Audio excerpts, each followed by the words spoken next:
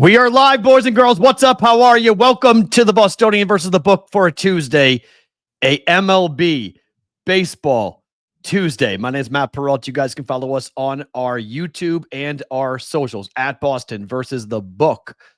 We are replayed on SportsGrid television. By the time you're watching all of these, the games will be pretty much over. So all these predictions might be really bright and really smart or really, really wrong for what's going to happen today. Opening line in 1 second on the Major League Baseball playoffs. 4 games, 4 series.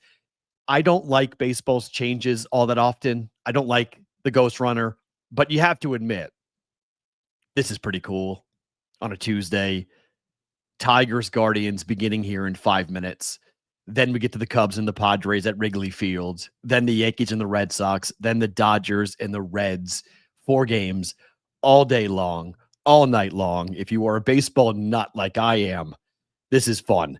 Today on the program, Mark Zinno is going to join us. It's going to be fun to get into things with Zinno because Mark is a Yankee fan and I am a Red Sox fan. So we are going to have a lot of fun today talking about this because the roles have reversed. The last time the Yankees knocked out the Red Sox in the postseason, well, you could drink. If you were born on that night, you would be old enough to consume alcohol. It has been that long since the Yankees knocked the Red Sox out of the postseason. It has been a 20-year domination of the Yankees by the Red Sox. Does that continue today? We'll see. Big pitching matchup in the Bronx. As always, in the top left-hand corner of your screen, that is the GoFundMe for the Sherapan family. We are leaving that up until the funeral, which will happen on Monday of next week, Saturday and Sunday for the visitations for the Sherapan family. If you have not donated, we are hoping to get over $75,000 raised for the Sherapan family. We're just a little bit short of that. So help us hit our goal. Go there, GoFundMe, take your phone out, point it at that QR code on the screen, and it will take you to the GoFundMe for the Sherapan family. Let's get right into it. In about 10 minutes, we will talk to Mark Zinno, ESPN Radio and SportsGrid television host and Yankee fan as well. But let's break it down. 4 games, 4 series today.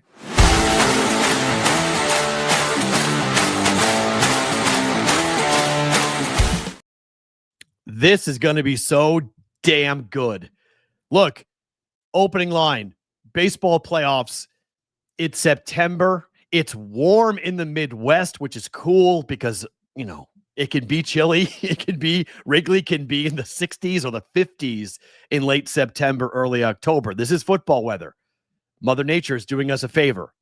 Let's get into these 4 series, starting with the Guardians and the Tigers. The Guardians get to host this, and nobody thought they were going to be able to host this. Why? Because the Guardians, well, were way back, 15 and a half games back of the Tigers in July. Detroit went a ridiculous 28-37. 28-37 after the break. The second half record, the worst record of any playoff team that made the postseason, and they were lucky to do so. The Guardians, on the morning of September the 5th, were 11 games behind the Tigers. 11 games behind. And they won the division. They were in 3rd place, by the way. They weren't even in 2nd place. They were in 3rd place. And they came all the way down. According to Fangraphs, they had a 2.9% chance of making the postseason. And they won their division. They won their division. They went 9-4 over their final 23 games. That is unbelievable. 3-game series. Tarik Skubal going up against Gavin Williams. Gavin Williams has an ERA of 1.08 against the Tigers this year. Skubal's ERA against the Guardians this year is 0.64. If we see offense in this game, I will be stunned. I will be absolutely and completely stunned. If you're looking for a bet for this game, I think the first 5 under, 3.5. It's now 3. I got 3.5 last night, but the first 5 under between Williams and Skubal, I can't see offense.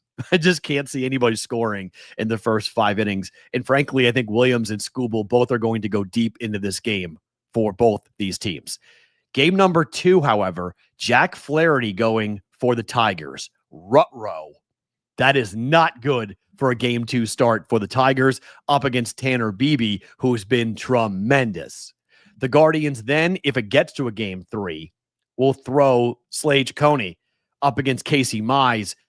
No bueno there either. Hard to see the Tigers winning this series on the road. Hard to see it. I like Cleveland. It might be Cleveland in 2. If they don't win today, if the Tigers don't win today, Cleveland's winning tomorrow. So it's just a matter of what happens today. Cleveland wins tomorrow, and then Cleveland most likely wins game 3 at home here against the Tigers.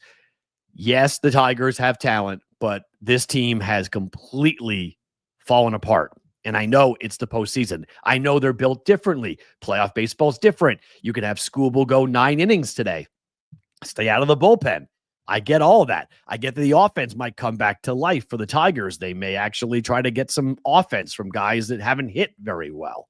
Guys who were, horrific in the second half of the year, maybe get to turn the page. Guys like Riley Green or other players for this offense might be able to score and hit. They have not up to this point in the second half of the year. So let's see what happens today. I like the Guardians in the series, most likely in 3. The Red Sox and the Yankees are back to hating each other. I'm pulling out the 20. This is a 20-plus year old hat. I had to do the math in my head. 2024, 21 years. This hat. It's old. It's old. But this thing can drink. 9-4. That's what the Red Sox went against the Yankees. The last time the Red Sox got eliminated by the Yankees, 22 years ago. 22 years ago in 2003, when, my gosh, Aaron Bleepin Boone, now the manager of the Yankees, took Tim Wakefield deep at Yankee Stadium in a game in which Derek Jeter said, just wait in the ALCS. Just wait and the ghosts will show up. And Grady Little took out Pedro Martinez, and yikes, everything fell apart for the Red Sox in that moment. How about this for this rivalry? The Red Sox and the Yankees are 12-12 all time in the playoffs. Boston has won the last 3, 2004, 2018, and 2021. I think it's awesome when you see people start predicting, they put out their predictions as to who is going to win the series. This is Yahoo. Yahoo comes in. Almost everybody likes the Yankees. Almost everybody. One guy likes the Red Sox. Everybody else likes the Yankees to knock out Boston, right? How about our friends at Section 10? Jared Carabas's podcast. Look at this number. 5 guys on this podcast. All 5 guys are predicting 2-0 for the Red Sox to sweep the Yankees and knock them out. Now, I highly think this is not going to happen. Okay. This is for fun. I enjoy this. This makes me laugh, but this is awesome. Like, bravo, Carabas. Bravo, Section 10. Great job, guys, to go ahead and do that. Steve Perrault is on that podcast. He has no family relation to me. Just same last name, spelled the same way and pronounced the same way, which is very rare, by the way. Just that doesn't really happen all that much. Normally, my name is spelled differently or pronounced differently, but Steve Perrault and Matt Perrault, we don't have any relationship, but we're both in the media and we're both Red Sox fans. So I think Garrett Crochet could get touched up today.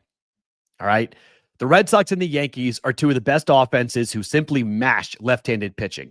Max Fried pitched 2 games at Fenway Park. He was okay against the Red Sox. Not great. Okay. At home, he pitched 1 time at home. He went 6 innings, shutout baseball late in the year in August for Max Fried against the Red Sox. Red Sox were due to lose that game. They were right in the middle of a red-hot start. Sox were due to lose. So I think Max Fried gives up runs today. I think Garrett Crochet could give up runs today. Garrett Crochet in the month of July gave up 2 home runs in the whole month. In the month of August, he gave up 4 home runs in the entire month. So far in September, Garrett Crochet has given up 8 home runs. Now, that is really concerning when you're talking about the number 1 slugging team in baseball, a team that features Aaron Judge, and a team that features 7 players who have hit 20 or more home runs. Garrett Crochet cannot be giving up long balls, in particular to right field with the short porch at Yankee Stadium today. That's the one big fear factor. Now, it's the same thing for Max Fried, right? Red Sox have a bunch of pull hitting lefties and a guy who can go in hitters and go opposite way on them and hit the ball out of the ballpark. They need Alex Bregman to be huge in this series. And Roman Anthony not being available is a huge loss for the Red Sox. I mean, he killed left-handed pitching. He set everything up. The lineup discrepancy is enormous. The difference is the Red Sox bullpen has been better than the Yankees. And frankly, I like Alex Cora more than I like Aaron Boone. So Aaron Boone, yes, the Yankees went to the World Series last year, but they lost it. Alex Cora has won a World Series, and I think Alex Cora has the attention of the young kids when it comes to playoff baseball. Garrett Crochet wanted everybody to dress for a business trip, trying to focus everybody in, saying, we're going there to win. We're going there to take down the Yankees. Historically speaking, the Red Sox have done that. Will they win today? If they want to win the series, they must win today. I don't see them. The next two games are going to be really tough for Boston, pitching-wise. The Red Sox will throw Brian Bayo in game 2, and they announced yesterday that Lucas Giolito is done for the year. He has an elbow issue, or I guess he's done for this series. He has an elbow issue, and he will not pitch, which is so huge. If the Red Sox had not won the World Series in 2004 and the Red Sox hadn't been so dominant over the Yankees, you would be hearing Curse of the Bambino today like crazy, because Lucas Giolito having an elbow issue before the playoffs after pitching incredibly well all season long is just nuts. Like, Red Sox fans woke up to that news and went, excuse me? How is that possible? He's been the second best starting pitcher for the Red Sox this season, and he's not pitching in the wild card round. Yikes. The Red Sox at this point in game 3 might be throwing an opener or a rookie. An opener or a rookie. Uh-oh. So, and the Yankees aren't countering with a dynamic starter either. But Carlos Rondon has been very good at home this year, and you have to like the Yankees pitching for game 2. Their bullpen is the biggest concern for the Yankees in this series, and that's why I think once we get to game 3, it's all hands on deck, and you could see the Yankees having some trouble. So I think game 1 goes to the Red Sox, game 2 goes to the Yankees. Game 3 is a toss-up, but I'll give it to the Yankees to hit the Red Sox bullpen. I'll take the Yankees in 3, Yankees to win game 3, which I hope I'm dead wrong, okay? But I'm going to go 2-1 Yankees. Red Sox today, Yankees tomorrow, and then we'll get to game 3, and it's kind of a toss-up, but we'll see. The Cubs and the Padres. The Cubs had the most wins since 2018 this season. The Cubs played really well. The Padres' moves at the deadline were unbelievable, and they did exactly what you would want your team to do. They went out and they addressed all the issues that they had. And a lot of folks like the Padres, a lot of folks like the Cubs. It's sort of split down the middle when it comes to this series. I'm looking at this going, if I'm a Cub fan, I got to win game 1, game 2. Because if it goes to a game 3, Jameson Taillon against Yu Darvish is not a matchup that I like if I'm a Cubs fan. Nick Pivetta today up against Matthew Boyd. Matthew Boyd is 12-1. He's 12-1 at home this year. I mean, the Cubs were a tremendous team at home. 50 wins at home this year. The Cubs should win game 1. Game 2 is a little bit on the difficult side because Dylan Cease has been good for the Padres, and Shota Imanaga, sorry, I can't say the last name, Imanaga has, like injuries this year have kind of derailed his season. Not great. So you get Mason Miller. If you're the Padres, you address a lot of your issues, and it's worked. The Padres were top 3 in baseball team ERA, first in bullpen ERA. Get a lead and sit on it. Jackson Merrill, difficult issue for maybe an X factor. You have to figure out. Yahoo Sports is pointing out that Michael Busch could be a factor for the Cubs, which I tend to agree on this. You're going to need your star power. Machado, Tatis, Merrill need to be there, need to be scoring, need to be driving an offense. For the Cubs, let's see where they go. But let's see today. I like the Cubs today. I like the Cubs to win the series, but the Cubs in 3. And I know I just said about game 3 is a bit scary, but I do think the series goes 3, but I think the Cubs at home will find a way to get past the Padres, although I can easily hear a Padres victory as well. And then finally, the Dodgers aren't throwing Ohtani for a reason. They're 5-1 this year up against the Reds.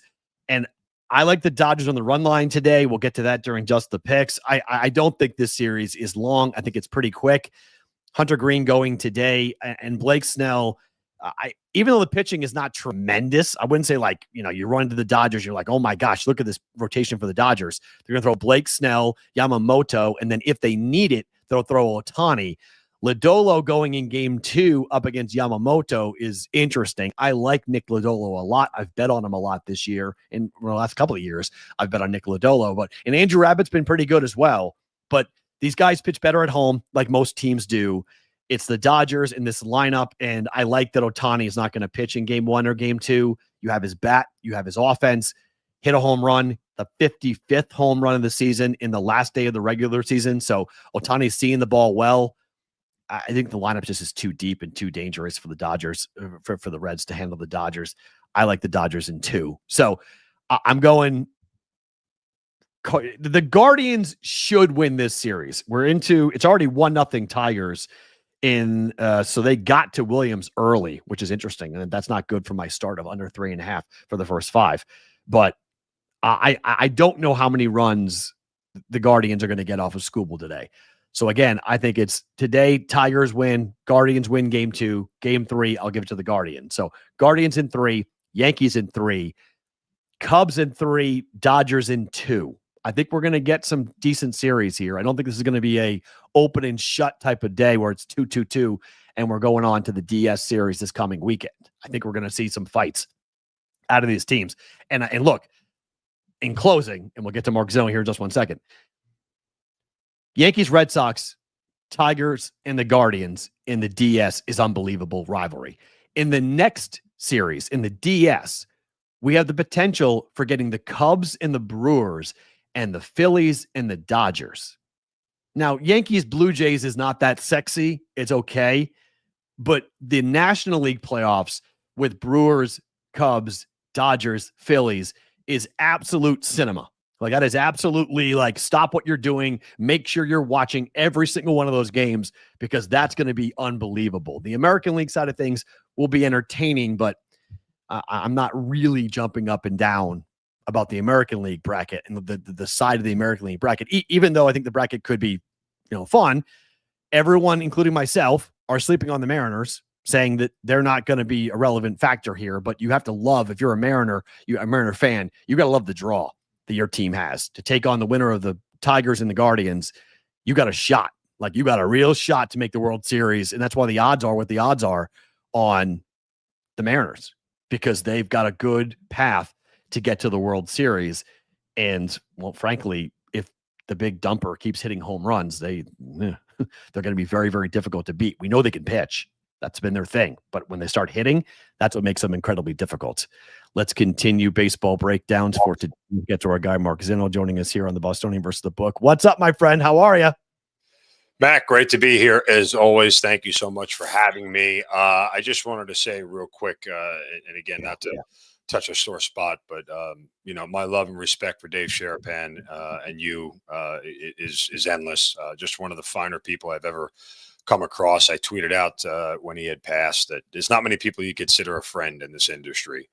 We all are pretty much willing to chew each other up and spit each other out at a moment's notice. And Dave was the exact opposite like that. I think you mentioned, somebody else had mentioned, Dave made you feel like you were his best friend. And that was a great characterization of it. I'm sorry for your loss. Sorry for Dave's family. And, I thought the world of him and what you guys have done. And, it's still with a heavy heart that I know you're doing the show, and we all are, and keeping him alive in our memory as best we can. But I'd be remiss if I just didn't say a few words about a man that I had a ton of respect for, admiration, and love. And I certainly miss him already.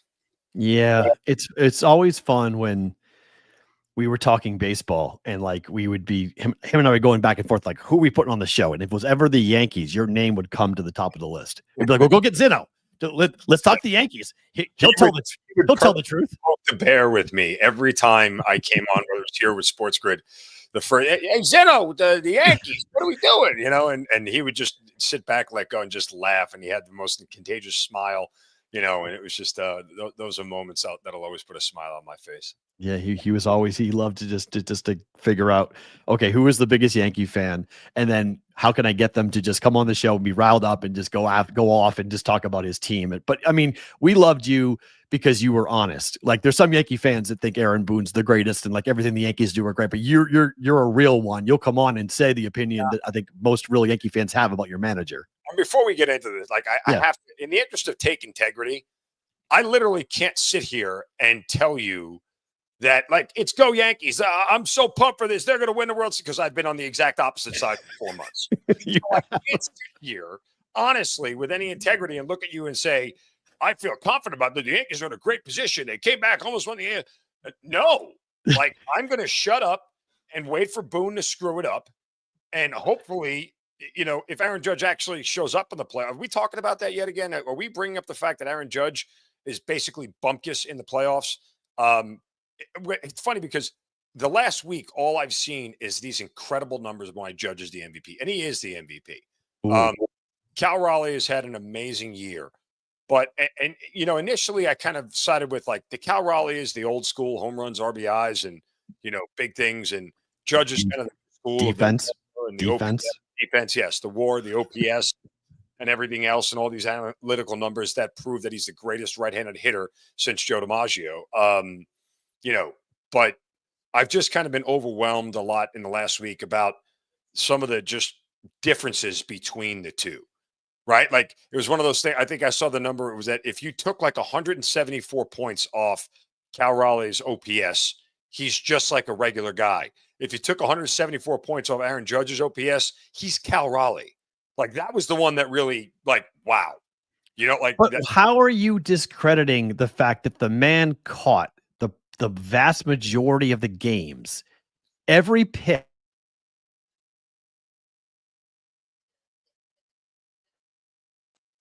I mean, I think I froze. Sorry. Cal Raleigh essentially caught every single meaningful pitch this year for the pitchers for Seattle. How do you square that when a guy plays in the outfield and shags 2 or 3 balls a game? Because nobody ever gave an MVP award out on defense alone. Like, it's a nice added thing. Like, we've given MVPs to DHs, for crying out loud. Like, I get it. Defense is important. But for years, before voters started becoming idiots and doing this, well, I've already voted for him, so now I have to vote for somebody else. Right. Before we started that asinine logic, or, well, he's just not on a very good team. Another asinine piece of logic, because it's not a team award. It's an individual award. I remember when A-Rod won the MVP on the Rangers in 2003, and they were dead last. It was wrong then. It was wrong when Trout won it. You can't win the MVP when your games are meaningless. Come on. You know this. You can't be the most valuable player when the team stinks. Value to your team, or just value in general? Like, the value that you have. Because your value goes up in September when you're playing meaningful baseball games. You're a more valuable piece to your franchise because you're playing under high pressure, high stress situations. We don't have to worry about either one of these guys. They both were valuable. But, to get back to the point, because I want to talk to playoffs, like, as much as all this Aaron Judge, these numbers are phenomenal and they're historic and everything else, if he doesn't do it in the playoffs once again, in 4 days, we're going to be having the same conversation we've had for the last 4 or 5 postseasons. When does Judge show up in the playoffs? Right? Like, that's the reality of this. Look, the entire playoff scope has changed, right? 5-10 years ago, it was starting pitching, right? It's not that anymore. You want to know why? Because managers are idiots, and they'll give guys hooks after 2 1/3 because, I'm getting nervous. And so it's about timely hitting, clutch home runs, and your bullpen. What can your bullpen stand? And that's why it's, honestly hard for me to sit here and go, I feel good about the Yankees' chances. There's no Juan Soto. Sorry, buddy. Should have been a Yankee. Should have stayed in New York. Not the other one. You chose to be a Met. That's your own problem, not mine. Yep. And I really was pulling for the Mets. I genuinely was. And I thought they were one of the 2 teams that actually could take the Dodgers out. I thought the Phillies and the Mets were the ones that really could take the Dodgers out and match them blow for blow. That said, with no Juan Soto, I don't know who the clutch bat is in this lineup other than Judge. Teams will absolutely pitch around him like they did all year long, right? Like, there's not a legitimate reason for Boston to look there with first base open.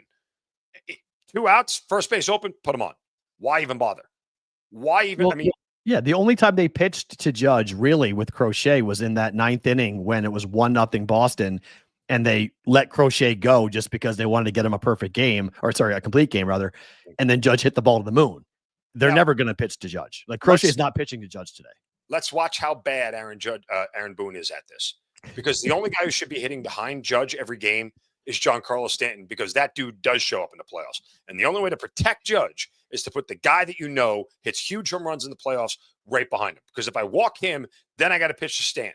And it should be that way every single game. But I absolutely guarantee you, Aaron Boone will screw that up.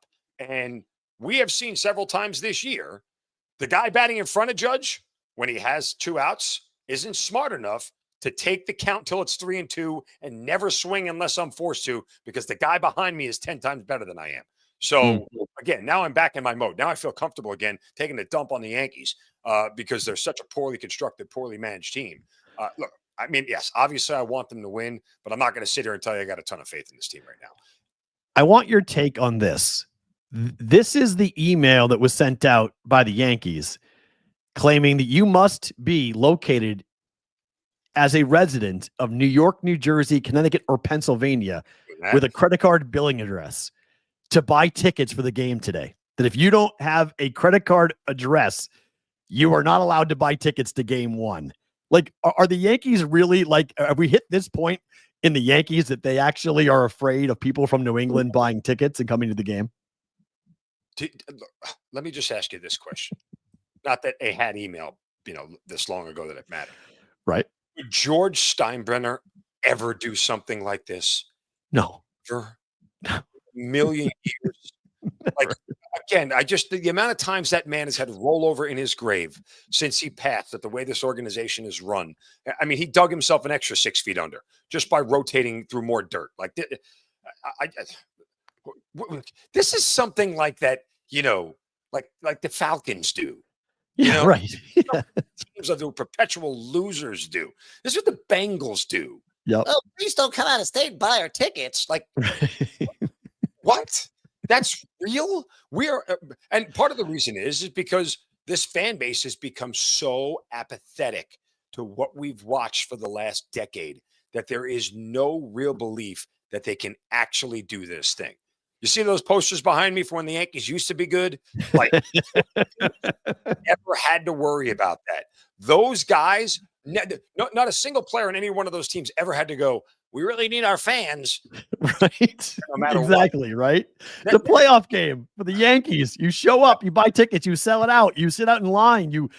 Back in the day before we had all Ticketmaster scams, we would go ahead and wait in line for ticket brokers to buy these tickets. We camp out to buy playoff tickets. Like, unfortunately we're in this internet age now of ticket scalping, but you need to go back to good old scalping. A guy walking around, tickets. Who needs tickets? Who needs tickets? Got two. Yep. Get 2-fingered. I'm with you. Yeah. Need to go there, covered a wad of cash, hoping you don't get mugged through the Bronx trying to get there. I mean, come on. This is good. That was the good America. I agree. Those are good old days. Yeah. Paper tickets. $15.99 ticket fees from Ticketmaster for the 5 tickets I'm buying each. Oh, these tickets are cheap. They're only $100 each. Yeah, add in the $1,200 in fees, and we'll call it a day.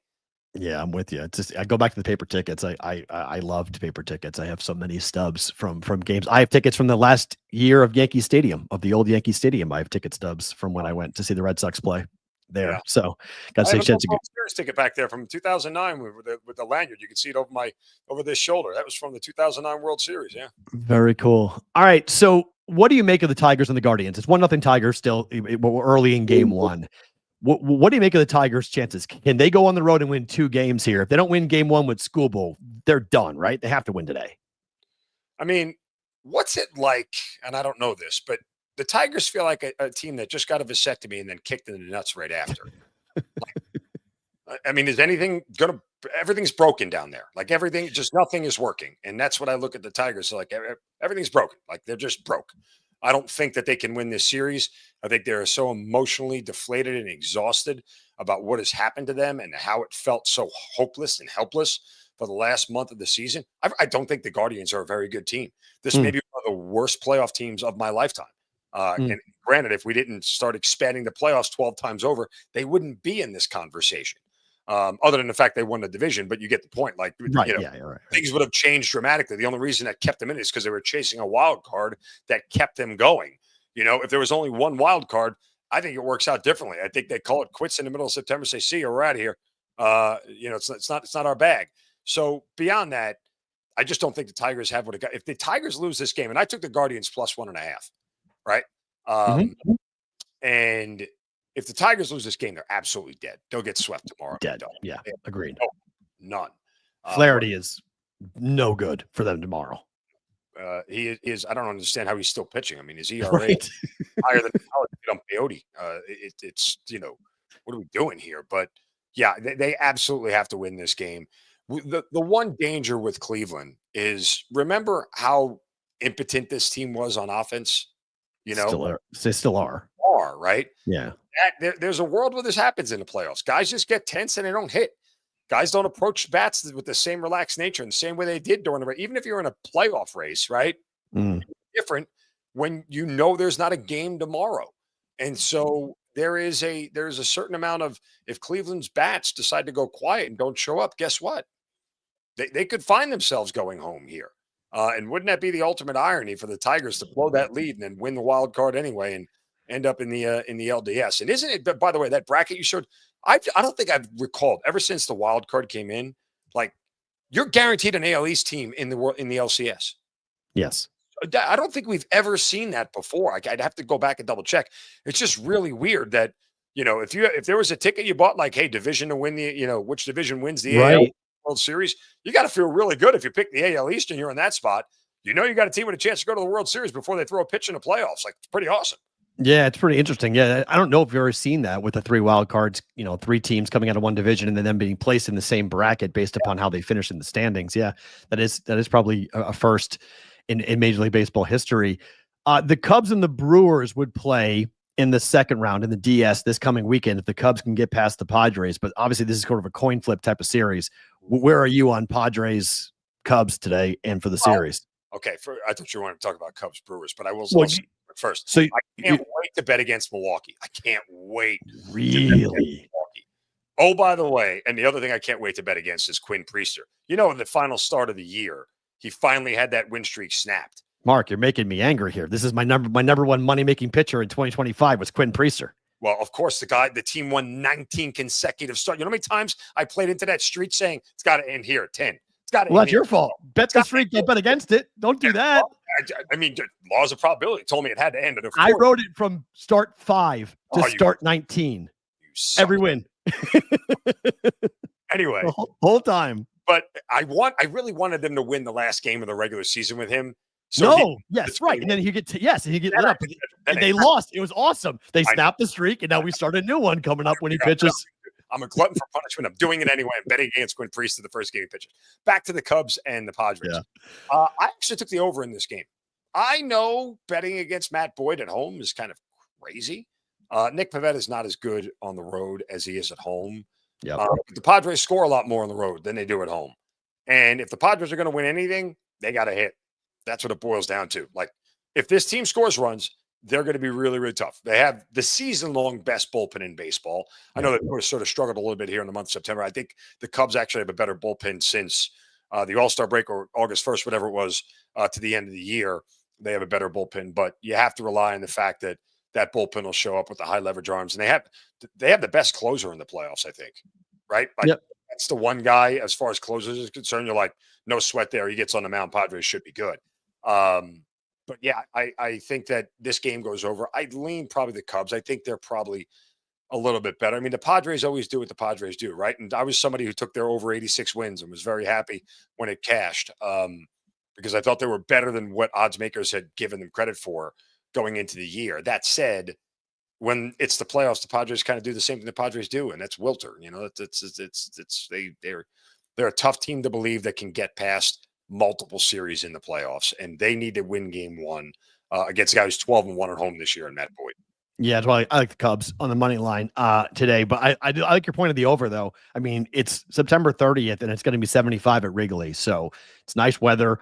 I don't think the wind's blowing all that hard today either. So I think we're going to see offense for both these teams. So I don't mind the overplay.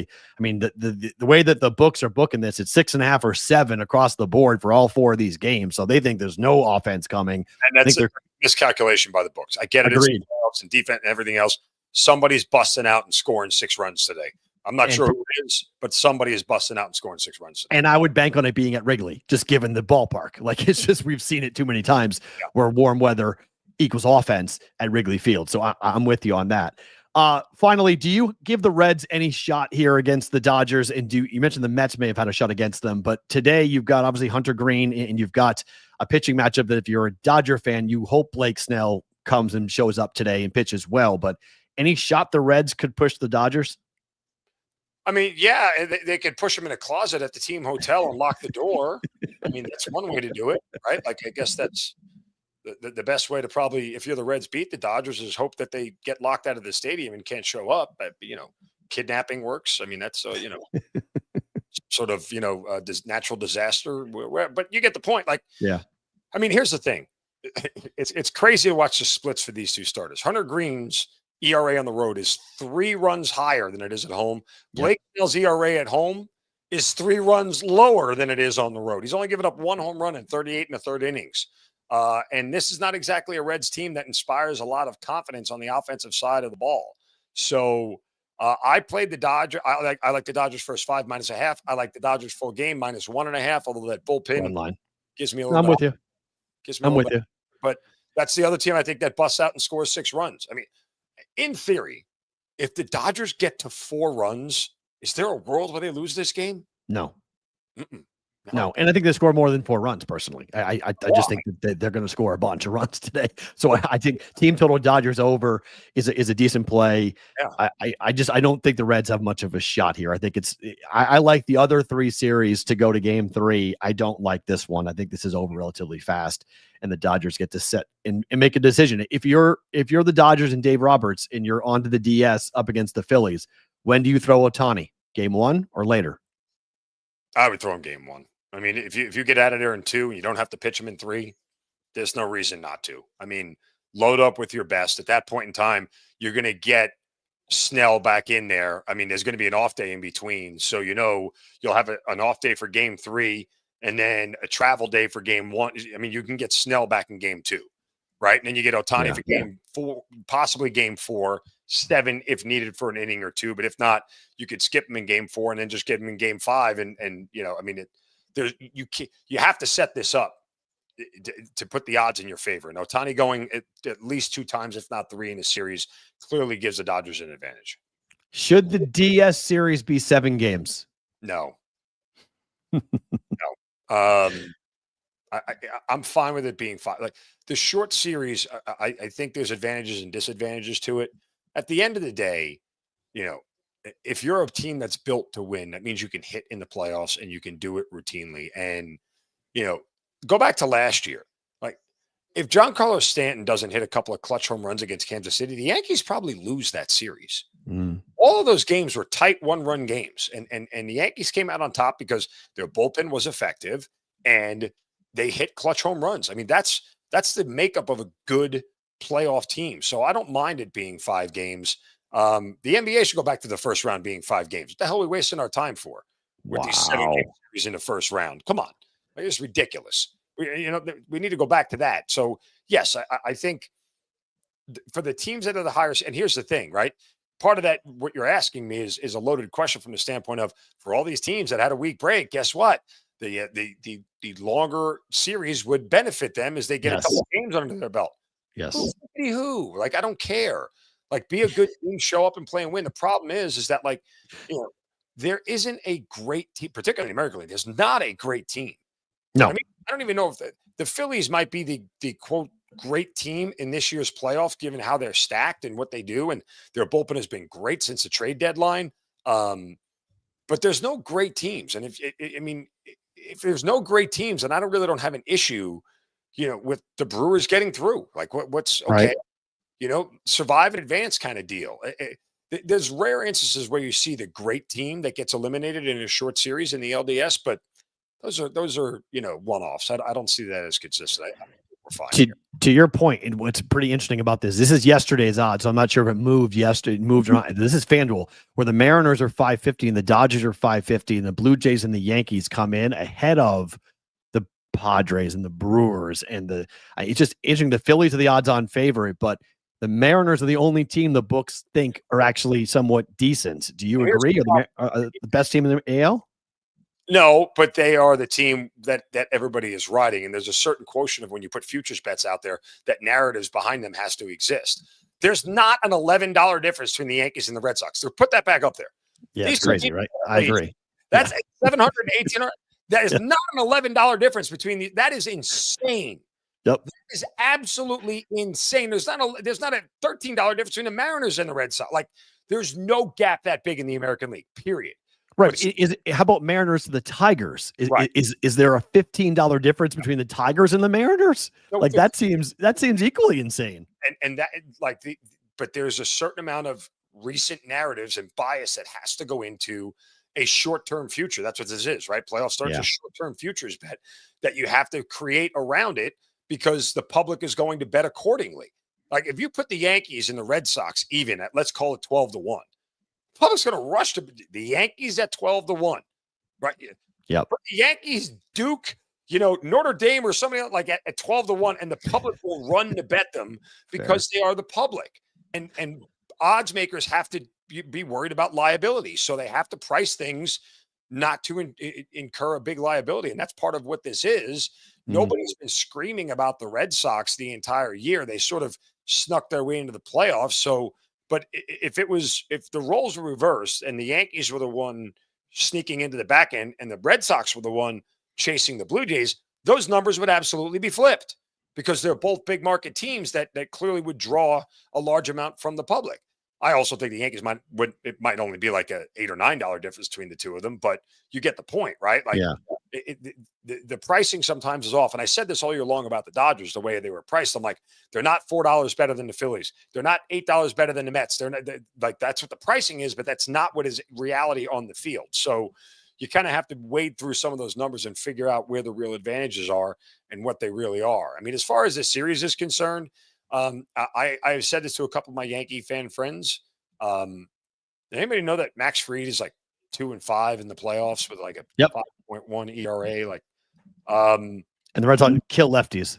If you want to become a Yankee, if you want to be a real Yankee, this is the moment where you have to pitch. That's it. This is the moment where you have to show up. You earn your pinstripes. The Yankee fans talk about it all the time. Earn your pinstripes. You do it right here if you're Max Fried. You go out there and get tagged today, they'll never let you live it down unless you fix it the next time around. Like, that's first 5 over. That's how I'm playing this. I think Crochet gives up a home run.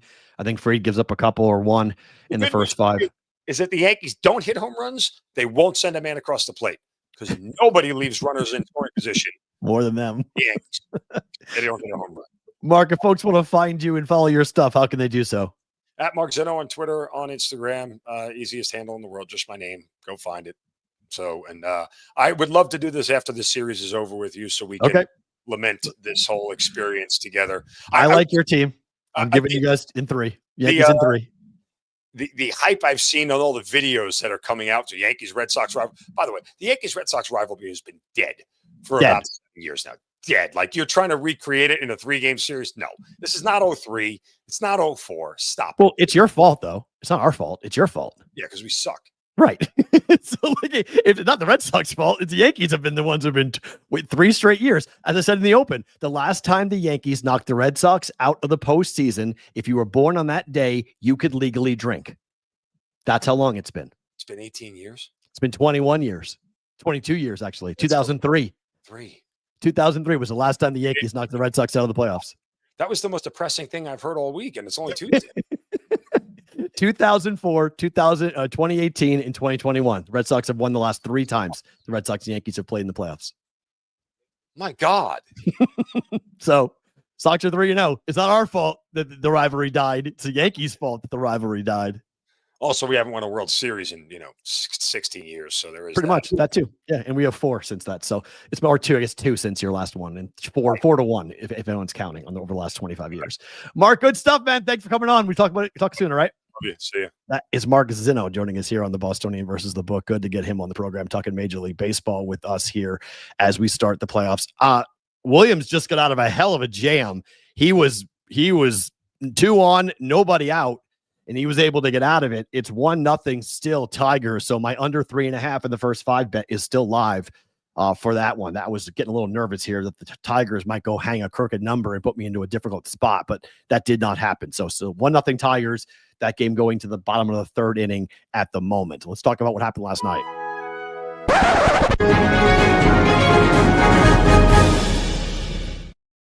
And yes, I do know that we're getting spammed like crazy. I'm trying to take care of that as fast as possible, guys. Just FYI. So that wasn't Mikey. That wasn't Sonic that did that. That was me.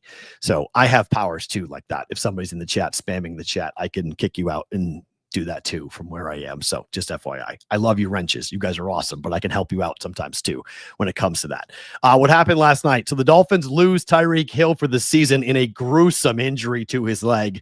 Your leg is not supposed to go that way. So it's called a dislocated kneecap, but in order to dislocate the kneecap, you got to tear a whole bunch of ligaments.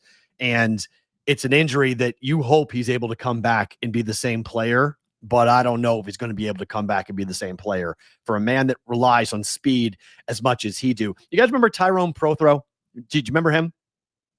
Tyrone Prothro was a wide receiver for Alabama who was an absolute speedster, 4.2 40 type guy, just absolutely flew around until he snapped his leg like a twig and never was the same player ever again, was never to be heard from again as a wide receiver. I think he had a cup of coffee in the NFL.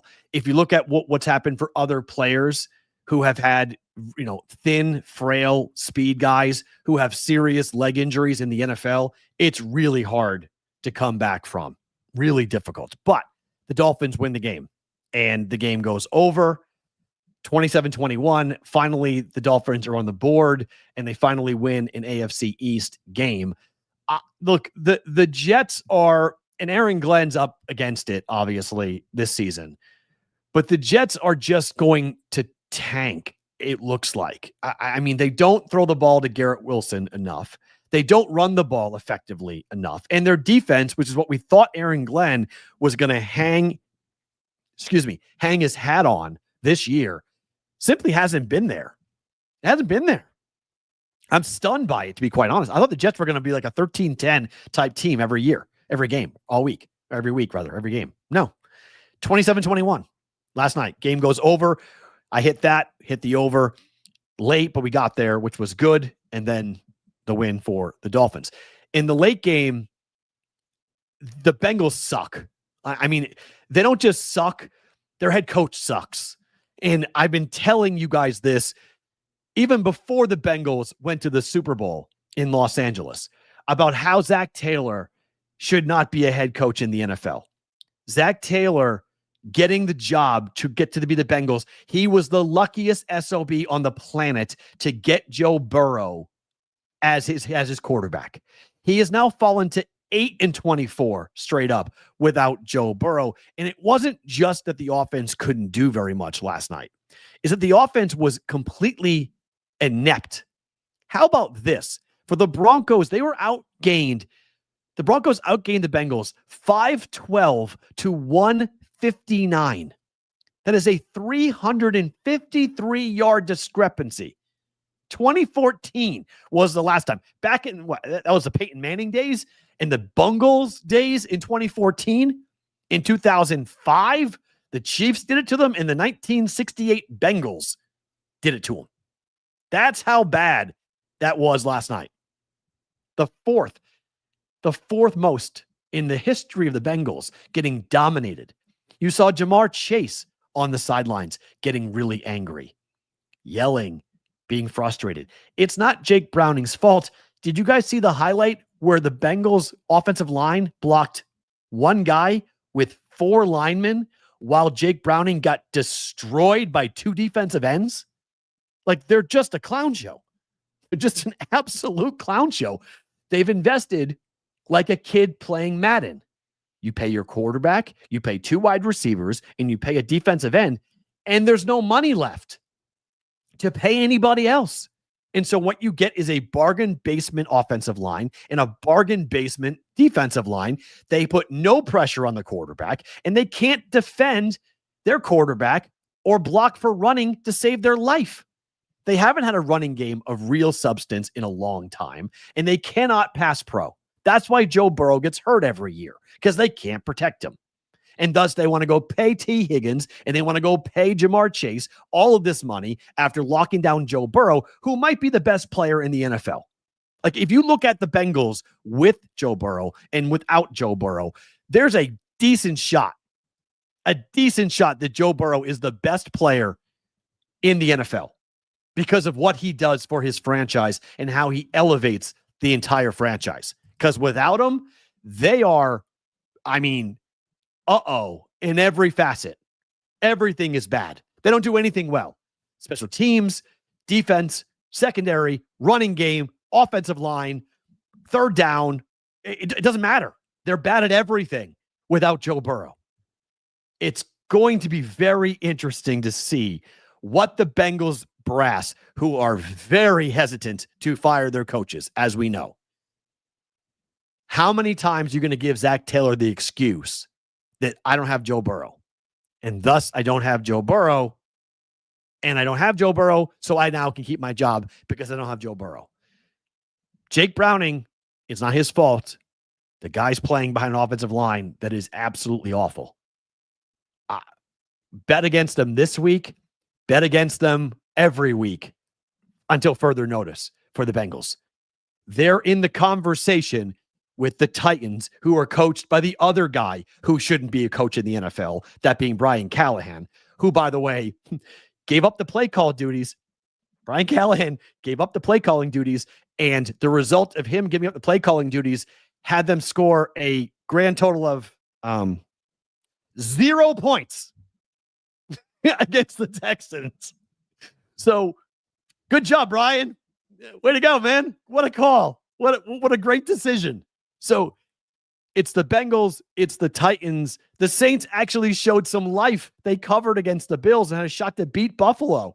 The Saints actually under Kellen Moore. Not bad. Maybe they aren't the worst team in football.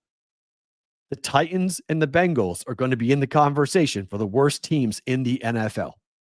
It is not just a lost year for the Bengals. They're now a lost franchise because they know their entire lives, their entire success hinges on one player. It's on one player, on Joe Burrow, because they need help everywhere. Even the quarterback spot, they need help. It's not Jake Browning's fault. And for those people who are saying like the Bengals should go trade for Kirk Cousins, I was one of those right after the injury. I said, go trade for Kirk Cousins. I would have been wrong. It doesn't matter who plays quarterback for that team behind that offensive line. It doesn't matter. It's that bad. The offensive line is that inept and that embarrassing. Fade the Bengals. From here for the rest of the year, fade the Bengals until further notice. This week for the Bengals, the number's 3.5, I think, for the Bengals this week. Oh, no, it's 10. Sorry. Yeah, the Lions come to town. It's 10. Lions. Yeah. Survivor play special for the Lions this week. 100%. Bet the Lions. That's your Survivor play. If you have the Lions available, take the Lions. The schedule for the Bengals, by the way, they play the Lions at home, the Packers on the road, the Steelers at home, the Jets at home, and the Bears at home as we get to the early part of November. They might beat the Jets. Maybe. They're not beating this look of the Steelers. If Pittsburgh keeps playing like this, they're not beating Pittsburgh. Not with that defensive line going up against the offensive line. The Packers on the road, forget it. They're losing to the Lions. They're losing to the Packers. They're probably losing to the Steelers. Maybe they beat the Jets. Maybe they beat the Bears. But then they play the Steelers on the road, the Patriots at home, at the Ravens, at the Bills, home for the Ravens, and at the Dolphins. They're not winning a game. I'll say this. They might in week 18. They might beat the Browns in week 18. Maybe. But let's talk. From the 16th of November, the Bengals will not win a game between the 16th of November until the end of the year. 2025 will come to an end. The Browns game is played in 26 after New Year's. Maybe they win that game. But that schedule is ridiculous. At the Steelers, home for the Patriots, at the Ravens, at the Bills, home for the Ravens, at the Dolphins, Cardinals at home. No way. No way. Bengals are in real big trouble coming up. All right, game 5 tonight. I know you guys, we don't talk much W here, but game 5 tonight. The Fever, without Caitlin Clark, have gone 3-0 in these playoffs in elimination games, including beating Vegas in game 5 to send this thing back here to Vegas for game 5. Now, the Phoenix Mercury knocking out Minnesota was stunning to me, at least. I thought this was going to be 1 versus 2. Okay. I have a 3-1 ticket on Vegas to win the championship that I placed after or before the playoffs began because I gave you the stat. Teams that had won 15 or more games in the regular season of the WNBA had gone on to win the WNBA championship every single time. It's happened 4 times before this year when Vegas won 17 consecutive games. So I took Vegas at 3-1 to going into the playoffs. If Vegas plays against Phoenix, I really thought Vegas would be a big favorite. It doesn't look that way. It looks like it's going to be a pick series between Vegas and Phoenix if Vegas can win here. It's hard to see Vegas losing at home in a game 5 situation, and they're 8-point favorites. It's a pretty big number for Vegas. I don't really like Vegas to cover, to be quite honest. I'm not sure I'd be running to lay 8 points with Vegas tonight up against Indiana. I think they'll win the game. I think Vegas wins, but I'm not sure if Vegas covers here tonight. I'm checking with the daughter, see if the daughter wants to go to the game.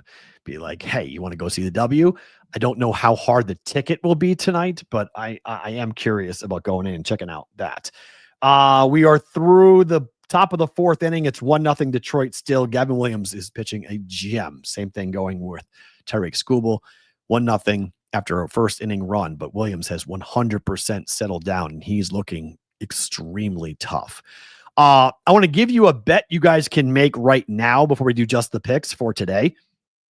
I would bet the Rams at 5.5 right now, given what's going on with the 49ers. Before the public really figures it out here, the injuries are incredible for the 49ers. Brock Purdy is probably not playing in this game. It's probably going to be Mac Jones, who, by the way, in the games that Mac Jones started in place of Brock Purdy, who was out with 2 different injuries, including an ankle problem, he hurt his knee. Mac Jones has a PCL sprain.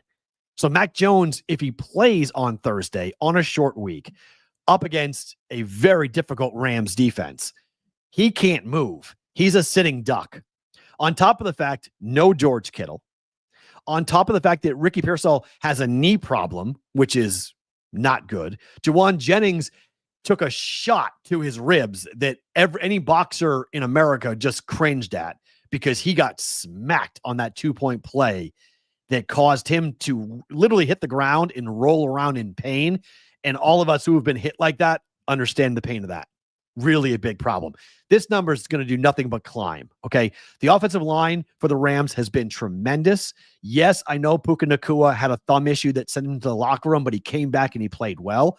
Matthew Stafford behind this offensive line with the best wide receiver in football in Puka Nacua. And on the other side, he has a hell of a weapon to throw to in Devontae Adams. Running backs, 2 of them to go and ride. And the Rams running game has been highly effective on top of the fact that they are keeping Matthew Stafford clean. This is a blowout in my mind on Thursday. I don't think this is going to be a good game. I think go ahead and lay the 5.5 now before it gets to 7. I think this number is going to close at 7. And as people start to see the reports come out, more money is going to come in. I don't think Brock Purdy is playing. I think the reason why it currently is 5.5 at most books is because they don't know about Brock Purdy. And if Brock Purdy plays, I don't care if Brock Purdy plays. Even if he does play, I think that's bad with how banged up he is. And who is he throwing the football to? Like, that's the problem. Jennings hurt. Pearsall hurt. No George Kittle. Like, it's a laundry list. On top of the fact that Nick Bosa is out, and the numbers for that 49er defense when they have Nick Bosa versus when they don't have Nick Bosa is dramatic. I mean, absolutely dramatic. So bet that now. Rams -5.5. Take it before it climbs and gets too high. I think the Rams are in prime shape at home to go ahead and take care of business up against a really banged up 49ers team on Thursday Night Football coming up this week. If you guys are watching live, don't move. We got more to come, including bets, picks, and plays coming in just the picks. If you're watching on the replay, thank you for being here. We're back tomorrow on a Wednesday. It's a Bet Chris Arizona Wednesday with Adam Bjorn, a full breakdown of the NFL slate with Adam coming up tomorrow on the program. My thanks to Mark Zinno of SportsGrid and ESPN Radio for coming on the show, talking baseball with us. More to come for you guys live on Bonus Time.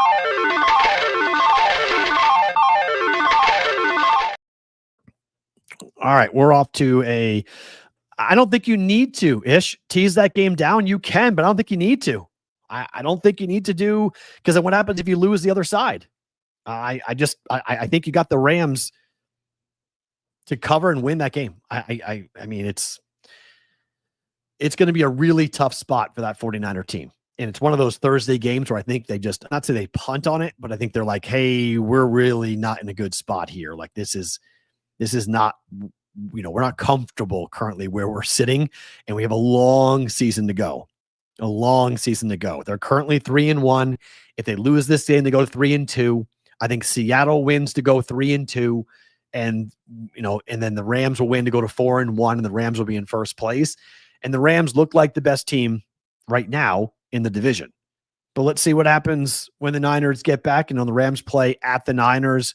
Let's see. When does that game? When they go back? The Niners play at the Rams. Home for the Rams. So they play home on the 9th of November. They play the Rams at home. So lose on the road, win at home, and then see how the rest of it shakes out. So I don't mind that. A few weapons. They're down more than a few weapons, Covey. They're down. Like they're down everybody except McCaffrey, essentially. They're down everybody. Let's make some bets.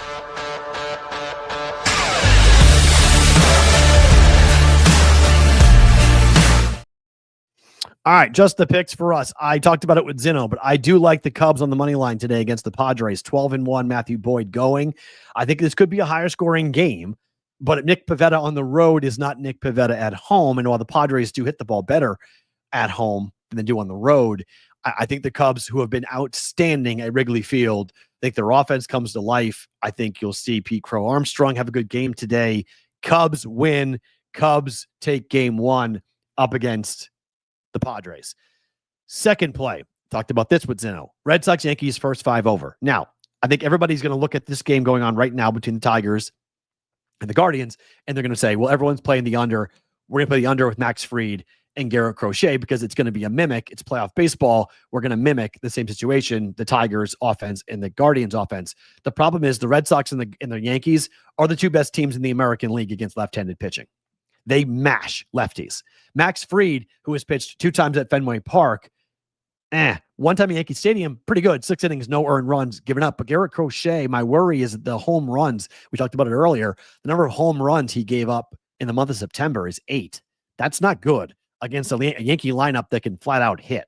While I like the Red Sox to win the game today, this could be like a 3-2 game after 5, and the game ends 4-2. So it stays under the 7. The game goes under, but the first 5 goes over because we know what both offenses can do against left-handed pitching. So Garrett Crochet needs to be outstanding today. He needs to be awesome, but I'm not positive he's going to be like this, like Skubal, just mowing down Yankee hitters. I think it's got more to do with the Guardians offense being completely inept and Skubal on his game here today so far. So for me, I'm going over first 5, 3.5. Going to go a little contrarian on this, and you might be able to get plus money by the time that game starts. It may be on plus money because everyone's going to bet the under first 5, 3.5. Once they've watched this game and seeing what's happening in Cleveland right now, they're going to think, oh, Yankee Stadium, same thing. Disagree. I think we're going to see more offense than that coming up here on that. Dodgers run line against the Reds. What are we doing other than this? 5-1 straight up. That's the record for the Dodgers against the Reds in Yankee Stadium. They swept them 3 games. I think all 3 went to the run line, if not 2-1 to the run line, but they pounded Reds pitching. I think they're going to kill Reds pitching here today.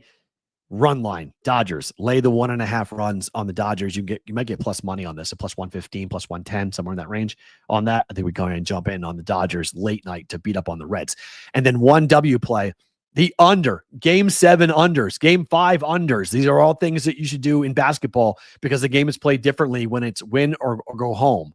And this series has been an under series. These 2 teams play under games. And I think in a game 5, I mean, the opening number was 159.5. It's been bet down to 158.5. I think it's going to keep on coming down. You can bet it now. I like Vegas, Indiana, under 158 in game 5 tonight with the winner going on to the WNBA finals. Prop bet time.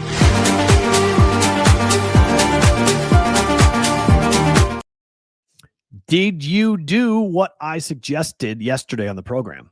I said to ladder J.K. Dobbins. If you did, you made bank because he didn't just cross 64.5 rushing yards. He didn't just cross 74 or 84 or 94. He had over 100 yards rushing yesterday. So hopefully you guys laddered that and made some money. Today, I'm going with Blake Snell. I'm not sure I'd ladder this, but I do think Blake Snell is going to wind up pitching and striking out a bunch of hitters here against the Reds.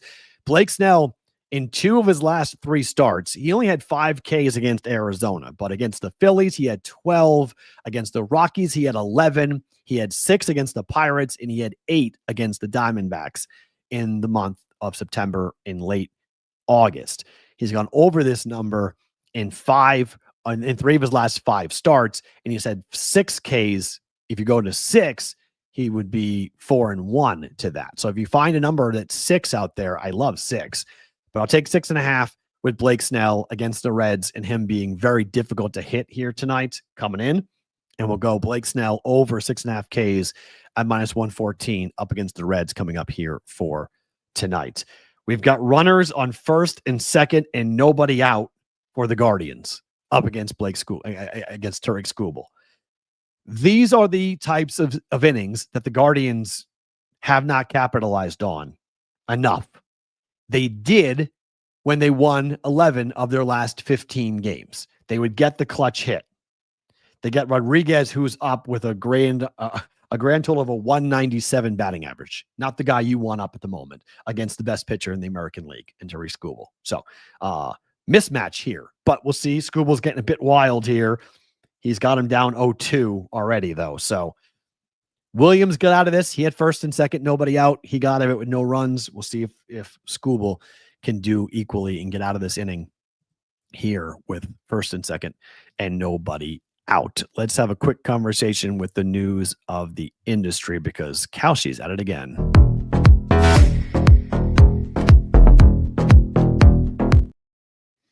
It is interesting to see how many people are now paying attention to this story because and we've been on this for a long time. We've been talking about Kalshi, and Kalshi is back in the news because, well, we thought, when would they be able to offer parlays?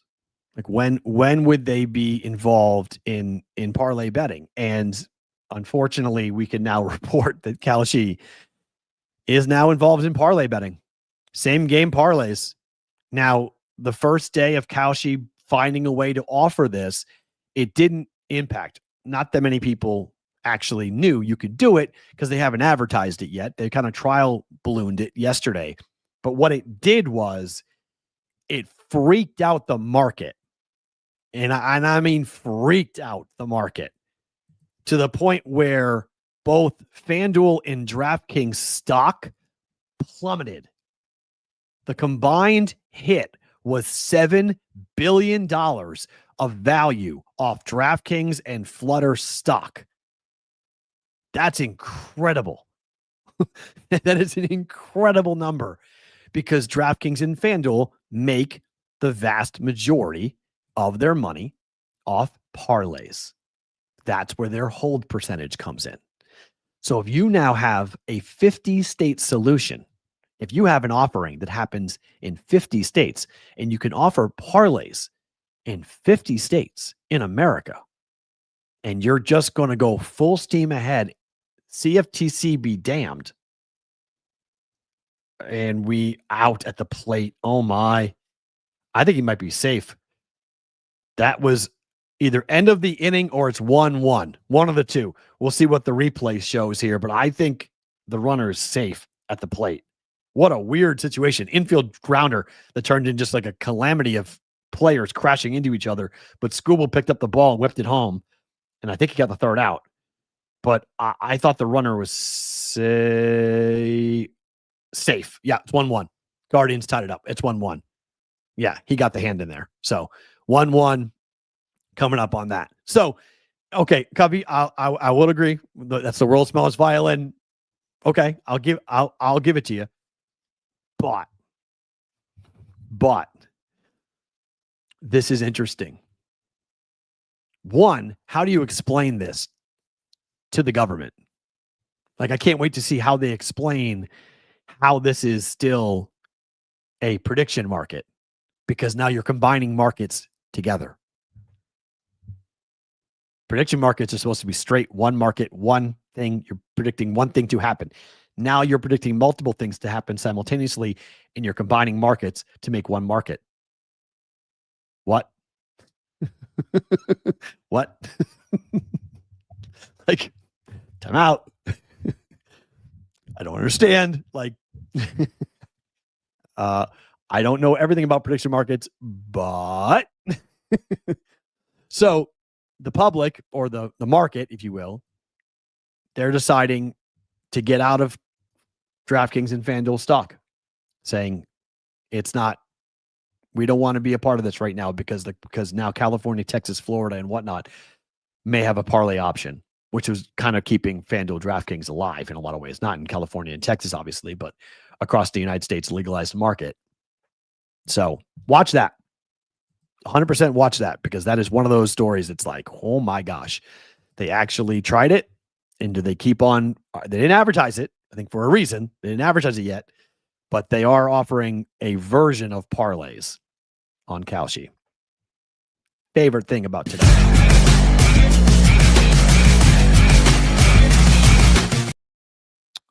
My favorite thing about today is I get Red Sox Yankees back. I mean, I get Red Sox Yankees. I get a rivalry. This hat was the first thing I ever bought online. The first online purchase of my life was this hat, the 2004 Red Sox World Series championship hat, purchased after they won the World Series against the Cardinals and after the greatest comeback in the history of sports. Like I told to Zinno, the Red Sox and Yankees rivalry was great, but it sucks because of the Yankees. The Red Sox and the Yankees are tied 12-12 all time in the postseason, but the Red Sox have won the last 3 times the teams have met, in 2004, in 2018, in 2021. The Yankees went to the World Series last year and lost. The Yankees haven't won a championship since 2009. Red Sox, since 2004, have won 4 championships in the last 21 years. It's been all Boston. It's 4-1. So it's not like this rivalry is alive unless the Yankees win. If the Yankees win this series, it will come back. It will come back.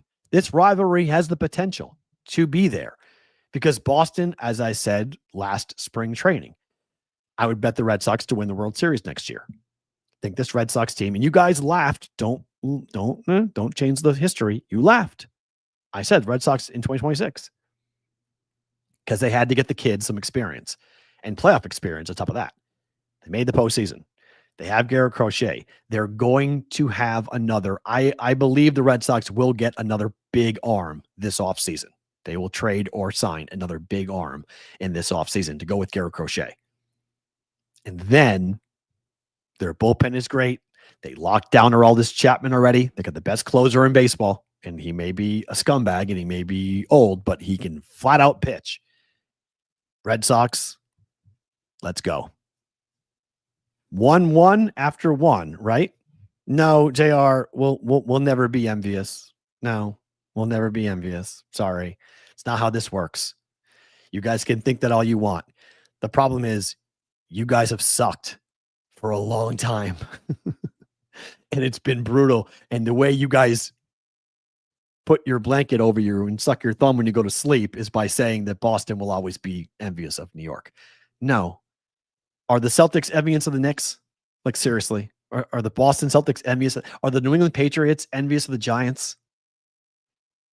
Really? Like, it's not even a fair fight. It's not even equal. It's not even. JR, I'm in New Hampshire basically once a month. Like, I don't live there, but I kind of do.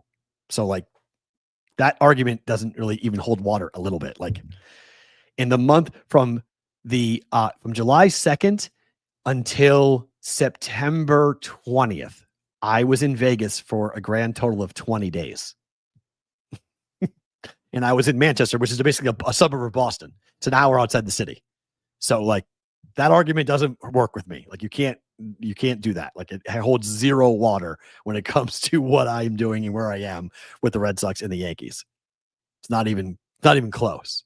It's not even an argument. So I think the Yankees win the series in 3. I wish the Red Sox had a chance to host a game at home. I wish there was a game at Fenway Park, but I don't think this gets to. I'm not sure there's going to be a playoff game at Fenway Park this year. There would be for the DS if they get past the Yankees. I hope I'm wrong. I'm pulling to be wrong. I cannot stand the Yankees, and I hope that Mark Zinno's right. I hope it comes down to an Aaron Boone decision, and Aaron Boone screws it up. That would be great. That would be absolutely great if that were to happen. But let's see. I do think that Crochet has the potential to get hit today. Just given what he's done from a home run perspective, it wouldn't stun me if Garrett Crochet has a bad start. If he has a bad start, I do think the Red Sox win tomorrow just because their backs will be against the wall. But if the Red Sox win today, Carlos Rodon is winning tomorrow. Rodon's been tremendous at home for the Yankees. He's been not great against the Red Sox, but he's been tremendous. I mean, it's been tremendous for the Yankees. So it goes 1-1, and then we go to game 3. And that's going to be tough because that pitching matchup for both teams is not pretty. But let's get it. It's 1-1, top 5, right? Now 1-1? Yeah, top 5. So let's see. I need no more runs for either team here going into the 5th inning. Let's get that under 3.5 for the first 5, and then the Cubs money line after that. My thanks to Mark Zinno for being a part of the program today. That was awesome. Tomorrow, Adam Bjorn will join us. We'll talk some BetCris Arizona odds for week 5 of the NFL. Looking forward to that. It's crazy that we're already here in week 5. There's bye weeks in the NFL. Bye weeks this week. Crazy. We'll do that coming up tomorrow, and then more on baseball. Game 2s tomorrow. After all the game 1s, we'll recap it tomorrow on the Wednesday episode of the Bostonian versus the Book.